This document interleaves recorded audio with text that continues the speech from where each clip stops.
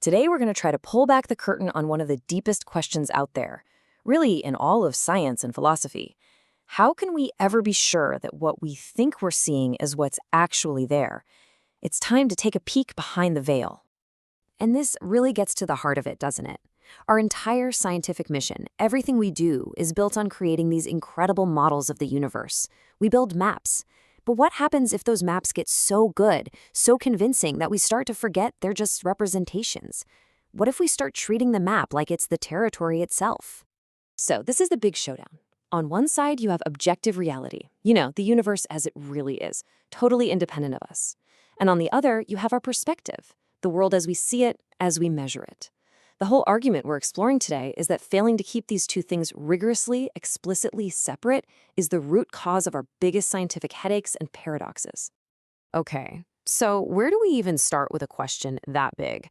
Well, we have to begin by looking at the very tools we use to think and build our knowledge.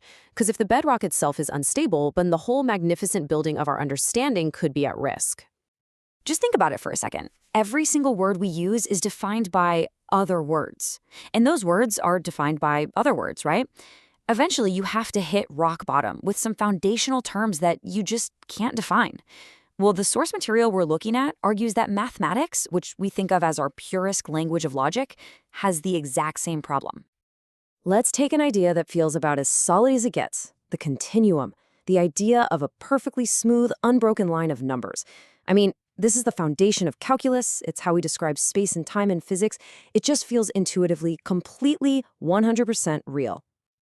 And then, bam, the source material just drops this on us. The real number line is not continuous, contrary to belief. Let that sink in. The very thing we rely on, that smooth number line, is being called a fictitious belief. The tool we invented to describe smoothness isn't even itself smoothly defined. It's a huge claim. And look, this isn't just some one-off issue. The problem goes all the way down. The very definitions of what a number is, of infinity and infinitesimals, they're all described as being really problematic. It's like we're building our entire understanding of the universe on these incredibly useful, but ultimately convenient fictions. So what do? This is where it gets really interesting. Instead of trying to paper over the cracks, the source material suggests we just embrace them. It proposes a brand new mathematical object, something called the in-between. And it's basically a formal way of admitting our uncertainty and building that limit right into the math itself.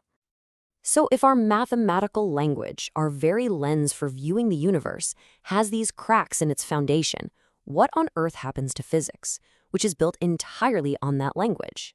Well, it means our view of reality is almost certainly distorted. We talk about this all the time, right? There's the classical world of everyday objects, and then there's the separate, weird, quantum world of tiny particles. But the source argues this is a huge mistake, a layered reality fallacy. The idea is there aren't two different realities. There's only one reality.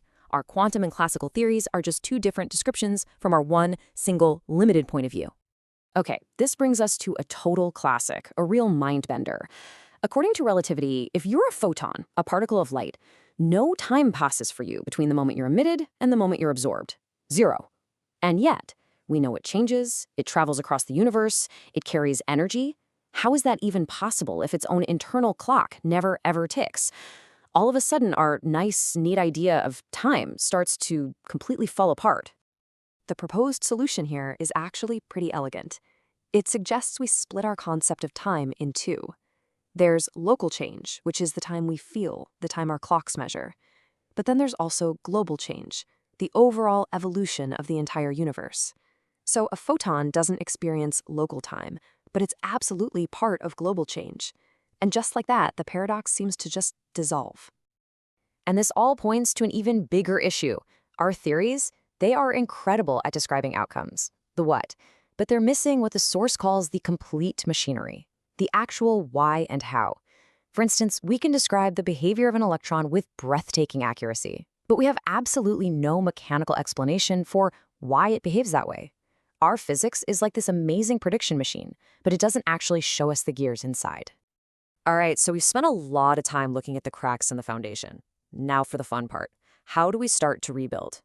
This is where we shift from taking things apart to putting them back together in a new and hopefully much stronger way. And this right here is the cornerstone of the whole thing.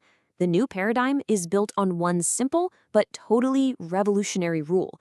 We have to always, and I mean always, explicitly separate reality as it is from our interpretation of it. Our theories are not reality. They are models of our perspective. That's it. And if you accept that, it completely reframes the entire mission of science. The old holy grail was always to unify our big theories, to smash quantum mechanics and general relativity together. But the proposed new goal is different. It's to figure out how our maps, our different perspectives, actually relate to the territory, to that complete machinery of reality. It's a huge shift in focus. And the implications of thinking this way are massive. Take the ancient philosophical fight between causality, what caused something to happen, and teleology, what is its ultimate purpose. In this new paradigm, they're not at war. They're just two different ways of looking at the same thing. One looks backward at the mechanism, and the other looks forward at the outcome. Two sides of the same coin. So, what do we actually walk away with? What's the practical takeaway from all this? Well, the source proposes a beautifully clear and simple framework for how we can move forward. Here it is. The path forward needs us to appreciate the very distinct jobs of these three fields. First, mathematics. That's our essential tool for describing the patterns we see. Second, physics. That's our rigorous method for explaining why those patterns exist. And third, philosophy. That gives us the crucial framework for understanding what it all means and for making sure our foundations are actually solid. So when you put it all together, it leads to this really profound conclusion. True progress, real wisdom, isn't about arrogantly claiming we've finally captured reality in our equations. It's about having the intellectual humility to understand the limits of our own perspective, to know the difference between our map and the territory.